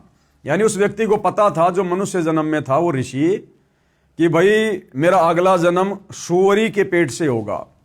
और अपने बच्चों को उसने पहले बता दिया कि बच्चों, सूअर का जन्म तो बड़ा दुखदायी होता है, बड़ा कष्टदायी होता है। बच्चों, मैं बड़ा दुख पाऊंगा, इसलिए तुम एक काम करना, मैं तुम्हें पहले बता रहा हूं कि मेरा अगला जन्म फला फला व्यक्ति के घर पर जो सूअर है ना, वहां एक सूअरी के पेट से होगा। और कौन सी सूरी के पेट से होगा? जिस सूरी के जो है गले के पास में गांठ होगी, तुम पहचान कर लेना। और उस सूरी के पेट से जन्म लिया हुआ मैं कौन सा बच्चा होऊंगा? मेरे सर में गांठ होगी जो दूर से दिखाई देगा, तो तुम पहचान कर लेना कि ये हमारा पिताजी है, और मुझे मोल ले लेना और फिर मेरे को मार देना किसी भी प्रकार से, ताकि मेरी गति हो जाए, उस शरीर से मेरा छुटकारा हो जाए। बच्चों ने कहा, बहुत अच्छा पिताजी। ऋषि ने फिर आंखों में पानी भरकर कहा कि बच्चों, कहीं लालचवश मुझे मोल न लो और मुझे तुम मारो नहीं। ये कार्य तुम अवश्य करना, नहीं तो मैं सूअर योनि में महाकष्ट उठाऊंगा। बच्चों ने पूर्ण विश्वास दिलाया कि पिताजी, हम जरूर आपका कल्याण करवा देंगे। उसके पश्चात कुछ दिनों में उस ऋषि का देहांत हो गया। उसी व्यक्ति के घर पर उसी गले में गांठ वाली सूरी के वही सिर पर गांठ वाला बच्चा भी अन्य बच्चों के साथ उत्पन्न हुआ। उस ऋषि के बच्चों ने वह सूरी का बच्चा मोल ले लिया, तब उसे मारने लगे। उसी समय वह बच्चा बोला, उसी समय काल प्रेरणा से वो बच्चा बोला, बेटा मुझे मत मारो, मेरा जीवन नष्ट करके तुम्हें क्या मिलेगा। क्योंकि अब उस सूअर की योनि में आने के बाद उसे लगा कि बस बहुत बढ़िया है, आनंद ही आनंद है। सारा दिन गटर में पड़े रहते हैं, गंदगी में नाक रगड़ते रहते हैं, ना कमाना ना धमाना, ना स्कूल जाना, ना फीस भरना, ना नमक तेल मिर्च की चिंता, बस इससे बड़ा जीवन और कुछ नहीं है। तो जब वो बेटे गए और उसको मोल ले लिया और जैसे मारने लगे, तो तुरंत वो बोला कि बेटा मुझे मत मारो, अरे मैंने तुम्हारा क्या बिगाड़ दिया, मुझे रहने दो। तब उस ऋषि के पूर्व जन्म के बेटों ने कहा, पिताजी आपने ही तो कहा था। तब वह सूअर के बच्चे रूप में ऋषि बोला कि मैं आपके सामने हाथ जोड़ता हूं, मुझे मत मारो। मेरे भाइयों यानी अन्य सूअर के बच्चों के साथ मेरा दिल लग रहा है, मुझे बख्श दो। बच्चों ने वह बच्चा छोड़ दिया और मारा नहीं। इसी प्रकार ये जीव जिस भी योनि में उत्पन्न हो जाता है उसे त्यागना नहीं चाहता, जबकि यह शरीर एक दिन सभी का जाएगा। इसलिए भावुकता में न बहकर थोड़ा विवेक से कार्य करना चाहिए। ये दास रामपाल दास जो साधना बताएगा उसे आम के आम और गुटलियों के दाम भी मिलेंगे। यानी आत्मा का कल्याण तो होगा ही होगा। हमें यहां भी जब तक जिएंगे सर्व लाभ होंगे, सर्व सुख होंगे। इसी विष्णु पुराण में तीसरे अंश के अध्याय 15 श्लोक 55 से 56 पर 213 पर लिखा है कि और वो ऋषि सगर राजा को बता रहा है। क्या बता रहा है? हे राजन, श्राद्ध करने वाले पुरुष से पितरगण विश्वदेवगण आदि सभी संतुष्ट हो जाते हैं। हे भूपाल, पितरगण का आधार चंद्रमा है और चंद्रमा का आधार योग, योग यानी शास्त्र अनुकूल भक्ति है। इसलिए श्राद्ध में, अब देखो विष्णु पुराण क्या बता रहा हमारे को, श्राद्ध निकालने की क्या विधि बता रहा है। इसलिए श्राद्ध में योगी यानी तत्व ज्ञान अनुसार शास्त्र विधि अनुसार साधक जन को अवश्य बुलाएं। यदि श्राद्ध में 1000 ब्राह्मण भोजन कर रहे हों, कौन से ब्राह्मण? जो शास्त्रों को त्याग कर भ्रमित साधना करते हैं, उस प्रकार के 1000 ब्राह्मण अगर श्राद्ध में बैठकर भोजन कर रहे हों, उनके सामने एक योगी यानी एक भगत। कौन सा भगत? जो तत्वदर्शी संत से उपदेश लेकर शास्त्रों के अनुसार भक्ति कर रहा हो। उनके सामने एक योगी शास्त्र अनुकूल साधक भी हो तो वह उन 1000 ब्राह्मणों का भी उद्धार कर देता है तथा यजमान का भी उद्धार कर देता है। पितरों का उद्धार का अर्थ है कि पितरों की योनि छूटकर मानव शरीर मिलेगा। यजमान तथा ब्राह्मणों के उद्धार से तात्पर्य यह है कि उनको सत्य साधना का उपदेश करके मोक्ष का अधिकारी बनाएगा। अब भाई और बहनों, आप और हमें देखो घर बैठे कितना बड़ा लाभ मिल रहा है सतगुरु की शरण में आने के बाद। अब हम भगत भाई बहनों ने कोई श्राद्ध नहीं निकालने, ना हम निकालते, ना हम कोई शास्त्र विरुद्ध पाखंड पूजा करते, ना कोई कर्मकांड करते और करवाते, ना सहयोग देते, क्योंकि सहयोग देना भी परमात्मा का दोषी कहलाता है। अब भाई और बहनों, जो विष्णु पुराण में श्राद्ध निकालने की उत्तम व्यवस्था जो लिखी हुई है कि भाई अगर शास्त्र अनुकूल भक्ति करने वाला एक व्यक्ति और शास्त्र विरुद्ध साधना करने वाले 1000 ब्राह्मणों के सामने बैठा दिया जाए तो शास्त्र अनुकूल साधना करने वाला एक योगी, एक भगत, उन 1000 ब्राह्मणों का भी, और साथ में श्राद्ध निकालने वाले उस व्यक्ति का भी, और साथ में जिसके लिए वो श्राद्ध निकाल रहा है अपने पूर्वजों के लिए, जो प्रेत पित्र बने हुए, उन सब का उद्धार हो जाता है। अब आप और हमारा किस प्रकार से हो रहा है?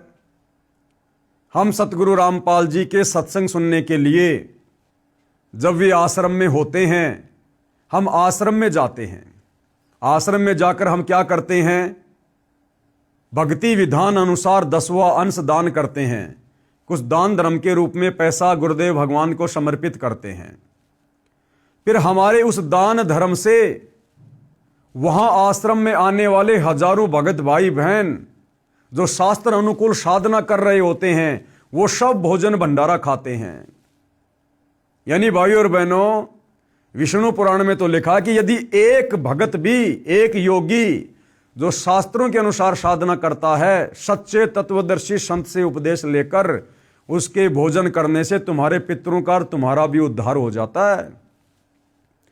और जब सतगुरुदेव भगवान आश्रम में होते हैं सशरीर, और उस समय यदि हम आश्रम में जाकर दान करते हैं, उस दान से फिर हजारों भगत भाई बहनों के लिए भोजन की व्यवस्था होती है, और सभी साधक जन, सभी योगी जन हमारे उस दान से भोजन ग्रहण करते हैं। तो सोचो भाइयों और बहनों, जब हजारों लाखों भगत भोजन खाएंगे तो हमारे पितर तो चुटकी बजाते ही मनुष्य योनि को प्राप्त करेंगे, मनुष्य योनि को।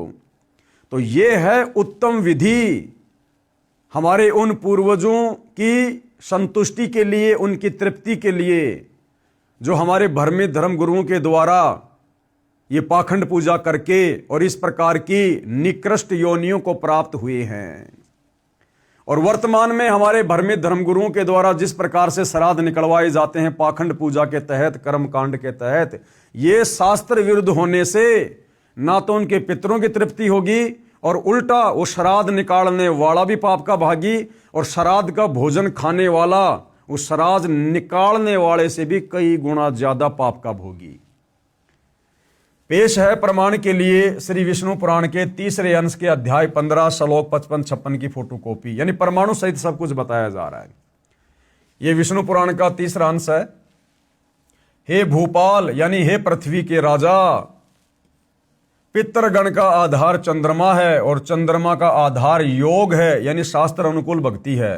इसलिए श्राद्ध में योगी जनों को नियुक्त करना अति उत्तम है, यानी शास्त्र अनुकूल सत भक्ति कर रहे भगत को नियुक्त करना, उसको बुलाना अति उत्तम है।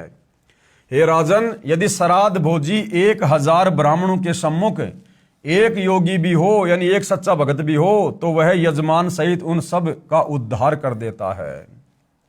अब सतगुरु रामपाल जी सबसे बड़े योगी हैं, हालांकि परमेश्वर हैं, परमात्मा हैं, लेकिन इस विधि अनुसार हम सोचें विचार करें तो सतगुरु रामपाल जी वर्तमान में धरती पर सबसे बड़े योगी हैं जो शास्त्र अनुकूल सत भक्ति कर रहे हैं।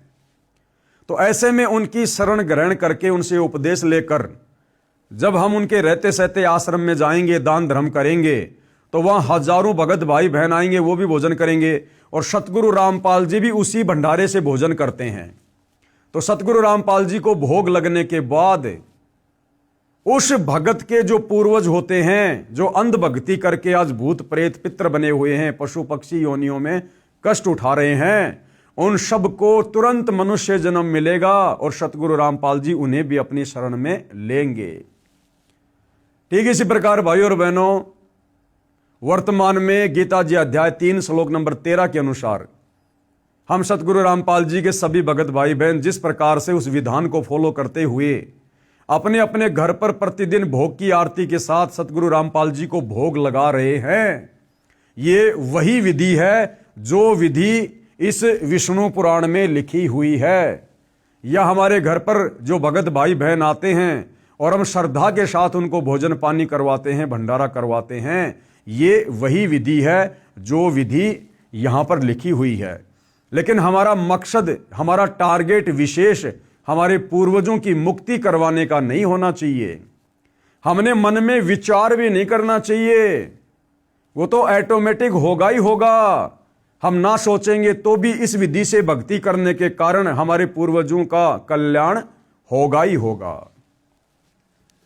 योगी की परिभाषा, अब गुरुदेव समझा रहे कि योगी यानी भगत क्या होता है, भगत की क्या परिभाषा है।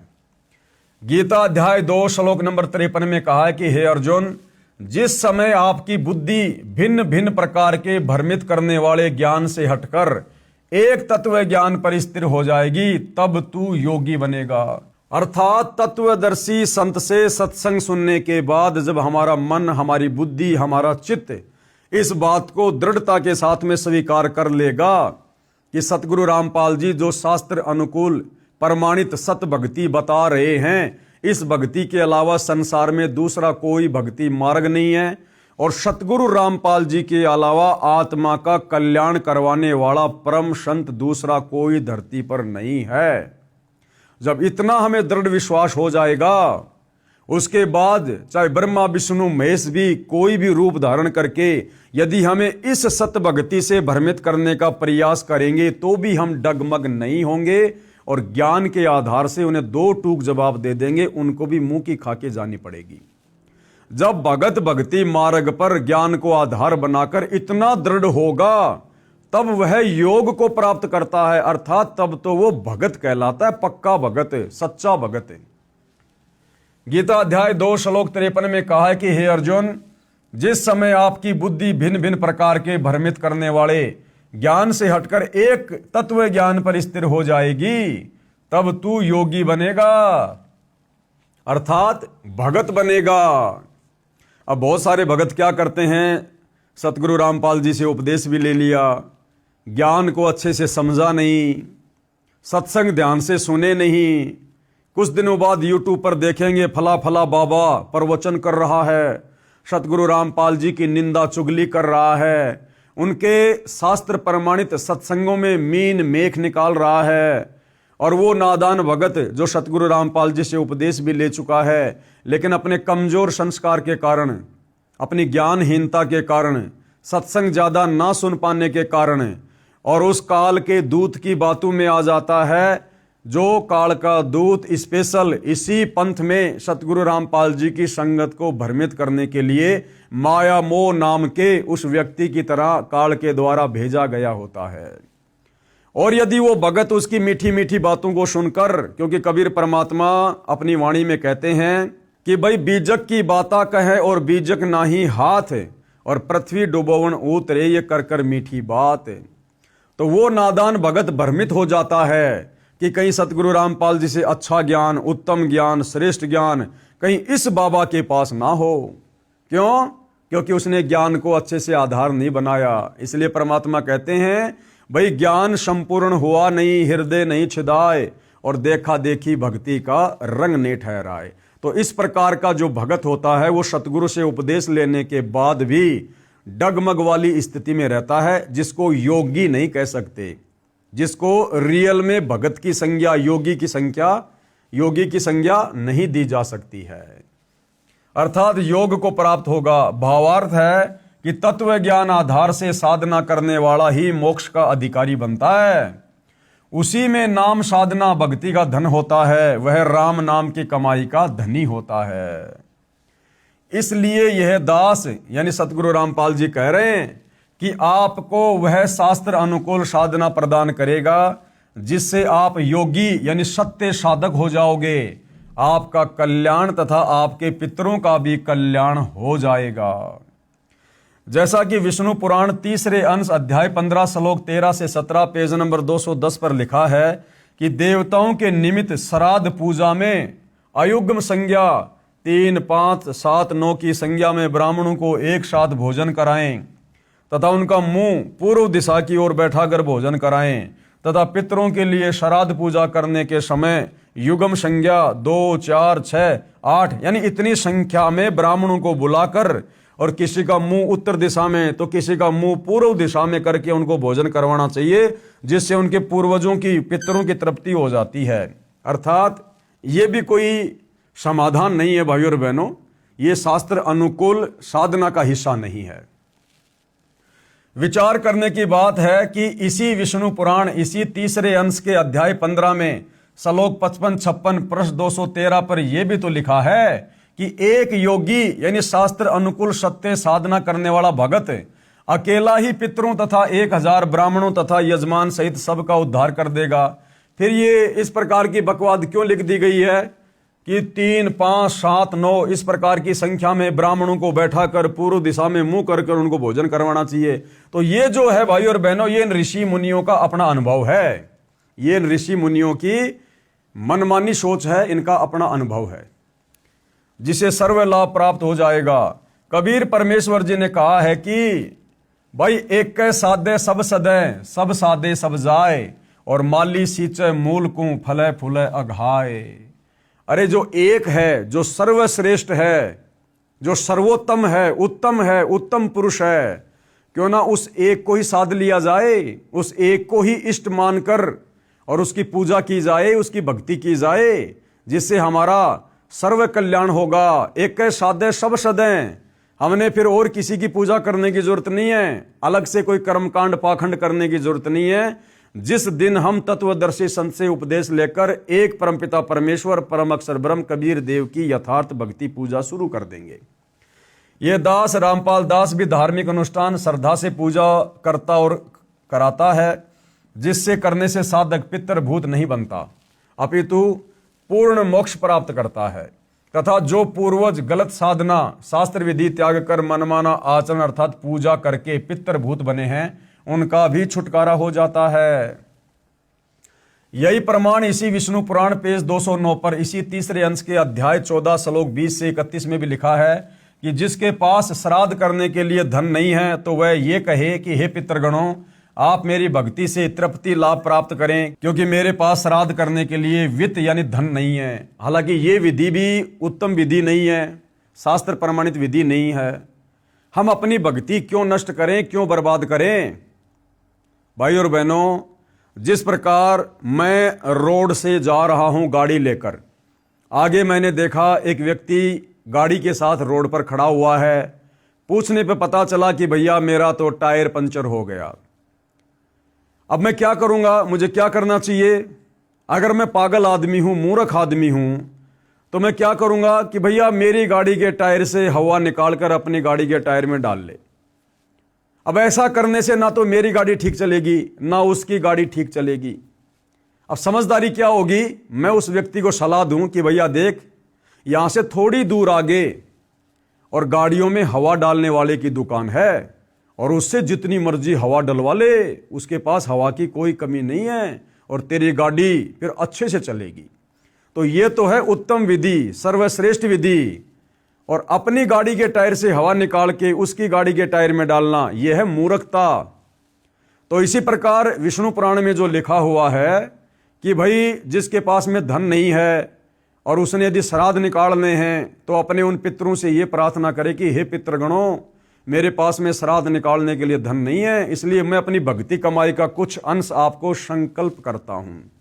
तो नुकसान तो हो गया उसका। अरे भक्ति कमाई से तो सब कुछ मिलता है, यहां पर सब कुछ चलता है, पाप और पुण्य से तो ये संसार चल रहा है।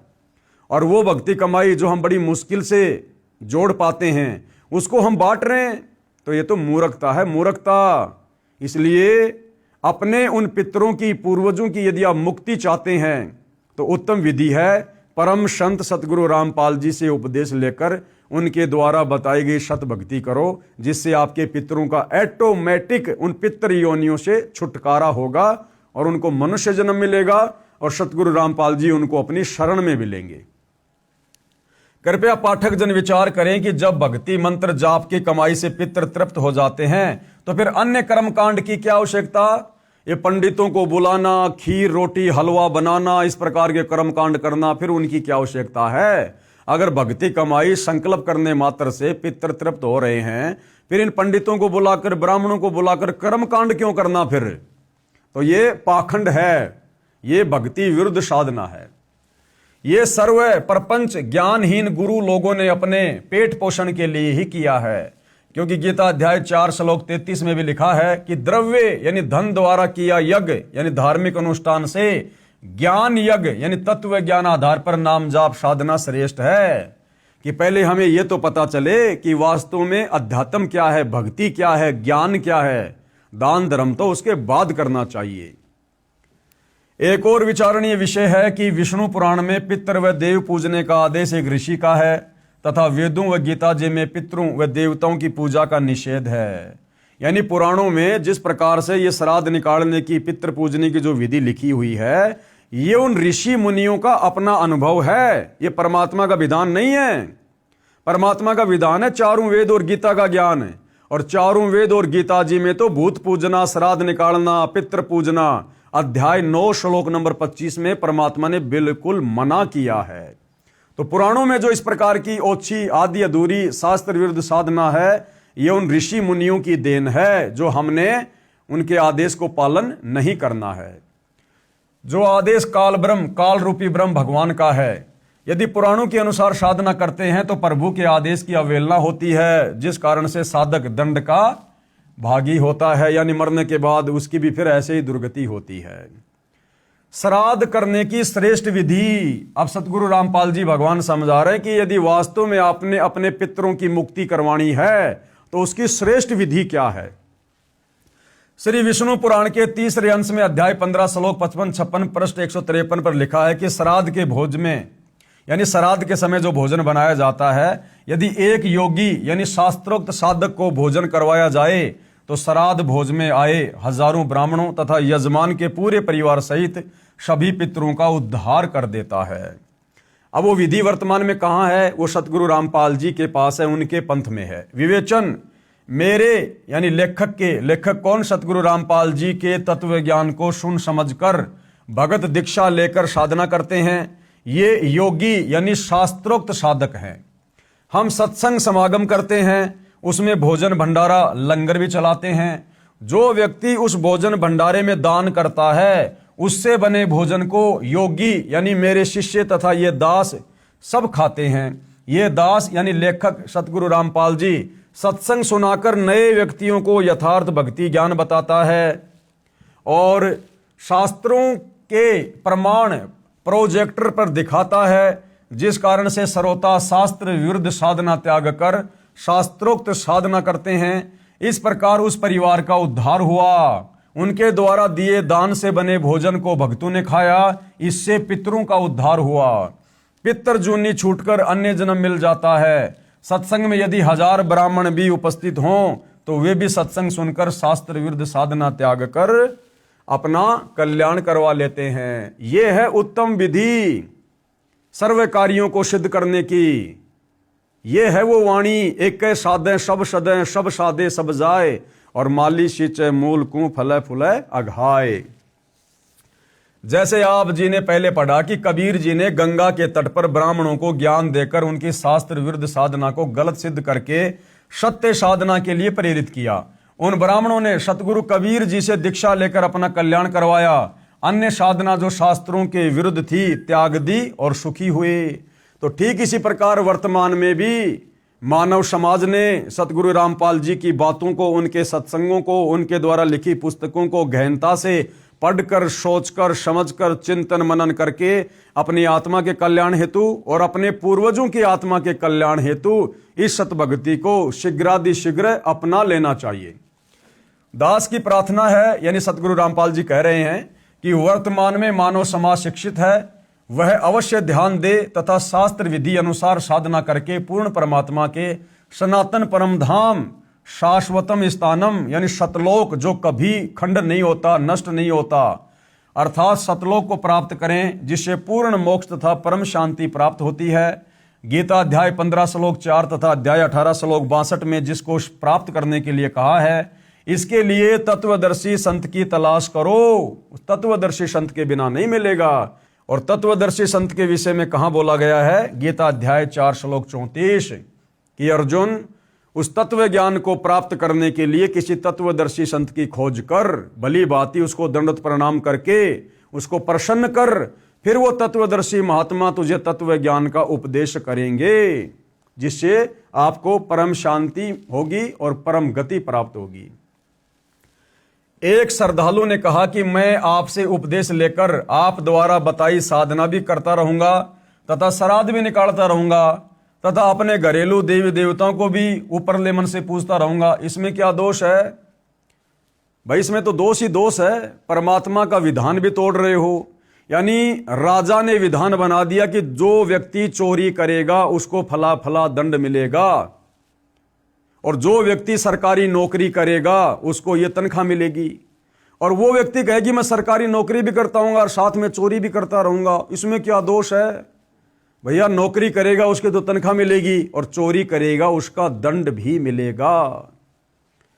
मुजदास की प्रार्थना, संविधान की किसी भी धारा का उल्लंघन कर देने पर सजा अवश्य मिलेगी। इसलिए पवित्र गीता जी व पवित्र चारों वेदों में वर्णित व वर्जित विधि के विपरीत साधना करना व्यर्थ है। यानी गुरुदेव भगवान कह रहे हैं कि पवित्र चारों वेद और चारों वेदों का निष्कर्ष गीता जी, अगर आपने इसके विपरीत साधना की तो भाई आप परमात्मा के दोषी बनोगे, शास्त्र विरुद्ध साधना करने के चलते। इसका प्रमाण पवित्र गीता जी अध्याय 16 श्लोक 23-24 में है।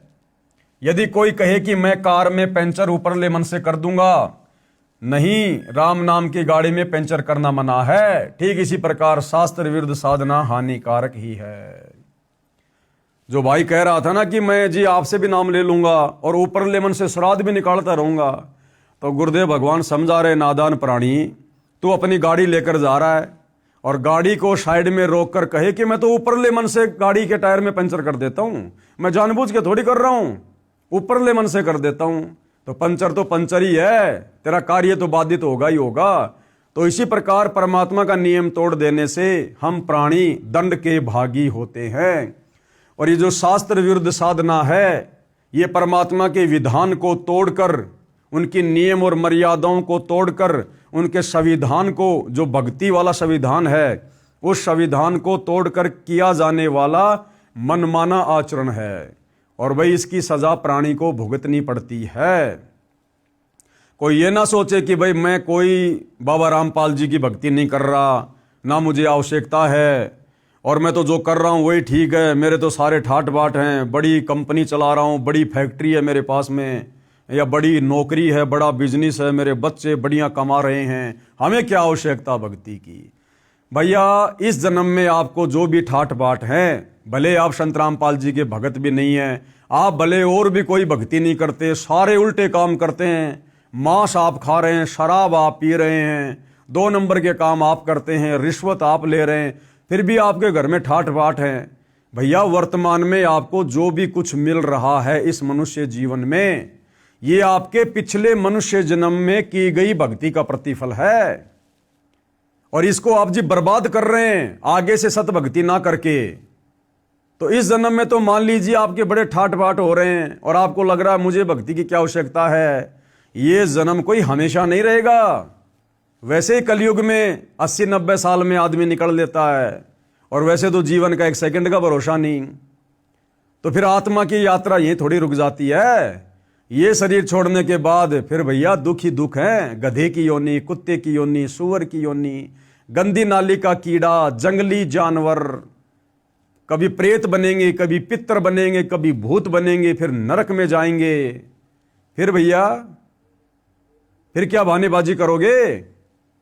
इसलिए इस मनुष्य जन्म में भक्ति करना हमारा प्रथम मकसद होना चाहिए, क्योंकि 84 लाख योनियों से बाहर निकालकर परमात्मा हमें ये मनुष्य जन्म सिर्फ और सिर्फ तत्वदर्शी संत की शरण में आकर सत भक्ति करके अपनी आत्मा का कल्याण करवाने के लिए देता है। बाकी इस जीवन में जैसा भी है, बेटा बेटी मिलना, कार कोठी मिलना, सुख या दुख मिलना, ये सब कुछ पहले से परमात्मा के द्वारा निर्धारित होता है। तो भाई इन बातों से, इन भ्रमणाओं से थोड़ा बाहर निकलो, और इन भ्रमणाओं से बाहर निकला जाएगा सतगुरु रामपाल जी के सत्संग सुन के, उनके प्रवचन सुनकर। दूसरा कोई तरीका धरती पर नहीं है। तो परम संत धरती पर आए हुए हैं, अति शीघ्र पहले उनके ज्ञान को समझो। और अब तो भगवान ने हमें विज्ञान दे दी, आधुनिक उपकरण दे दिए, सबकी जेब में मोबाइल डाल दिए। 30, 40, 50 साल पहले नहीं थी ये सुविधा। ये इस भक्ति युग में हमसे भक्ति करवाने के लिए परमात्मा ने विज्ञान दी है। तो हमने परमात्मा के द्वारा दिए गए इन उपकरणों का लाभ उठाना चाहिए। मोबाइल में फालतू के वीडियो वाडियो ना देखकर परमात्मा की चर्चा सुननी चाहिए, सतगुरु रामपाल जी के सत्संग सुनने चाहिए। और हमने अतिशीघ्र उपदेश लेकर आत्मा का कल्याण करवाना चाहिए। अन्यथा भैया आगे चलकर फिर दुख ही दुख हैं, कष्ट ही कष्ट हैं। इस वर्तमान जीवन का कोई भी रिश्तेदार, इस वर्तमान जीवन में जोड़ी गई संपत्ति आपके अगले जन्म में बिल्कुल भी काम नहीं आएगी। आपको कोई जानेगा भी नहीं, पहचानेगा भी नहीं। आप कहां जाओगे, किस योनि में जाओगे, किस देश में जन्म प्राप्त करोगे, आपका ये वर्तमान परिवार, वर्तमान की संपत्ति, वर्तमान के रिश्तेदार, वर्तमान की जान पहचान, वर्तमान की चौधर, वर्तमान की महिमा, ये यहीं खाक हो जाएगी, मिट्टी में मिल जाएगी।